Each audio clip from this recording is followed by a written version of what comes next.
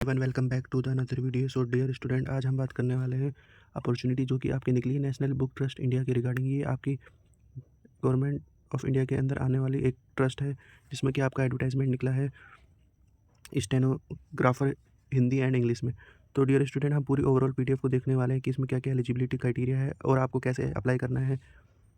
ये पूरी एक छोटी सी पीडीएफ है और हम इसे जल्दी जल्दी डिस्कस करते हैं और अपने काम की चीज़ को निकाल कर इस पूरी पीडीएफ में से हम देखने वाले हैं। तो शुरू करते हैं पीडीएफ को पढ़ना, और आपको भी पूरे फोकस के साथ इस पीडीएफ को देखना है। तो वैकेंसी नोटिस में देखा जाए तो ये आपकी इनवाइट की गई है स्टेनोग्राफर की पोस्ट, जो कि प्योरली कॉन्ट्रेक्चुअल बेसिस पर है।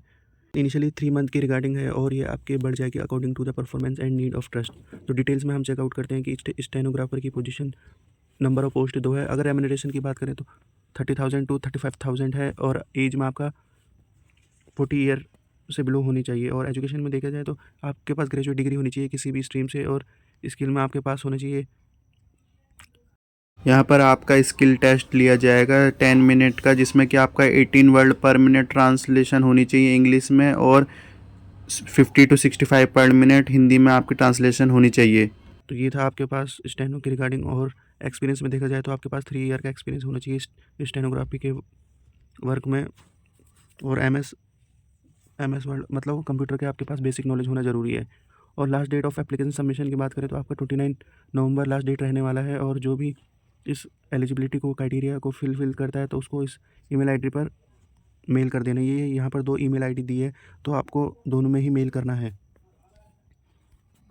बात करें other general and terms condition के रिगार्डिंग, तो ये आपकी बेसिक इन्फॉर्मेशन है जिसमें से हम मेन इंपॉर्टेंट पॉइंट को देख लेते हैं। इंक्रीज में भी एक्सटेंड और डिक्रीज़ हो सकती है। आपके पास हिंदी इंग्लिश का नॉलेज होना चाहिए और आपको इसके अलावा कहीं भी काम नहीं करना है। और जिन कैंडिडेट की एप्लीकेशन फुलफ़िल नहीं होगी तो उनको सॉर्ट आउट कर दिया जाएगा। और ये थी आपकी बेसिक इन्फॉर्मेशन। लास्ट डेट मैंने बताया आपको 29/11/2024 रहने वाली है। और नोट में देखा जाए तो सेल्फ अटैच आपके certificates, degree, testimonials should be attach and scan image with application form. Original must be produce at the time of interview and if selected at the time of joining. तो आपके original document की जब ज़रूरत पड़ेगी interview के regarding, और जब आपकी ज्वाइनिंग रहेगी अगर आप सेलेक्ट होते हैं तो। और 1 पासपोर्ट साइज़ फ़ोटो आपको लगानी है, जो कि मैं आपको दिखाऊंगा। इन कंप्लीट एप्लीकेशन को रिजेक्ट किया जाएगा और इंटरव्यू के लिए आपका नो टीए है। तो जॉब लोकेशन का तो इन्होंने अभी इसमें कुछ फिक्स बताया नहीं है। तो जॉब लोकेशन आपकी पॉसिबिलिटी है कि दिल्ली में रहेगी। चलते हैं आगे और देखते हैं परफॉर्मा को आपको कैसे फिल करना है।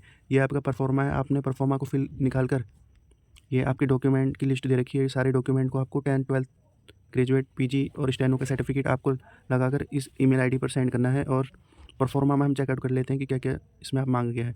ये एप्लीकेशन अप्लाइड फॉर, इसमें आपका स्टेनोग्राफर आ जाएगा। सेल्फ अटैच एडवर्टाइजमेंट नंबर ऊपर दिया गया है, डेट आपकी आ जाएगी। यहाँ पर आपको ध्यान देने की ज़रूरत है कि नेम आपको ब्लॉक लेटर में लिखना है, फादर का नेम भी ब्लॉक लेटर में, और डेट ऑफ बर्थ आप लिखेंगे सिंपली इन वर्ड और नंबर्स में। आप आपकी एज, आप कितने वर्ष के हो गए हैं, आपका रिलीजन कैटेगरी, अगर आप एक्स मैन हैं तो ये सेनो पर आपको मार्क करना होगा। और ये आपका जेंडर हो गया, नेशनलिटी, मैरिटल स्टेटस और correspondent address, contact number, email ID वगैरह। और इन फैक्स को देखकर आप घबराएं नहीं, जिनके पास फैक्स नंबर है तो वो फैक्स लिख सकते हैं, अदरवाइज़ इसकी आजकल ज़्यादा ज़रूरत नहीं पड़ती है। और परमानेंट एड्रेस आपका हो गया। और एजुकेशन आपको लिखना है 10th के बाद।